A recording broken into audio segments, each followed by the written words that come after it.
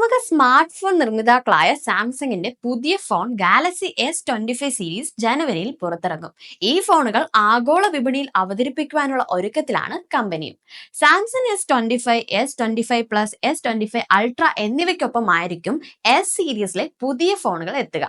ചില ഹാർഡ്വെയർ മാറ്റങ്ങളോടെ വരുന്ന ഫോണിൽ നവീകരിച്ച ആന്റി റിഫ്ലക്റ്റീവ് സാങ്കേതിക വിദ്യയും ഡിസ്പ്ലേ സുരക്ഷയ്ക്കായി സെക്കൻഡ് ജനറേഷൻ ഗൊറില്ല ഗ്ലാസ് ആർമറും ഈ പുതിയ സീരീസിൽ ഉപയോഗിക്കുമെന്നാണ് റിപ്പോർട്ടിൽ പറയുന്നത്. ഗൊറില്ല ആർമർ ഉപയോഗിച്ച ആദ്യത്തെ സ്മാർട്ട് ഫോണാണ് നേരത്തെ ഇറങ്ങിയ Samsung Galaxy S24 ultra. Alumino silicate cover ഗ്ലാസുകളേക്കാൾ 4 ഇരട്ടി ശക്തിയിൽ സ്ക്രാച്ചുകളെ പ്രതിരോധിക്കാൻ ഇതിനാവുമെന്നാണ് ഇതിലൂടെ അവകാശപ്പെടുന്ന കാര്യവും.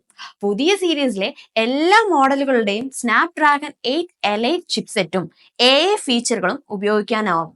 7 നിറങ്ങളിലാണ് അൾട്ര മോഡൽ ലഭ്യമാകുക. ഇതിന്റെ വില സംബന്ധിച്ച റിപ്പോർട്ടുകൾ പുറത്തു വന്നിട്ടുണ്ട്. എൻട്രി ലെവൽ മോഡലിന് 80,000 രൂപ വില വരുമെന്നാണ് റിപ്പോർട്ടുകൾ വ്യക്തമാക്കുന്ന കാര്യം. കൂടുതൽ ഫീച്ചറുകൾ ഉള്ള പ്രീമിയം മോഡലായ S25 അൾട്രയ്ക്ക് 1,29,000 രൂപ വില വരുവാനും സാധ്യതയുണ്ട്.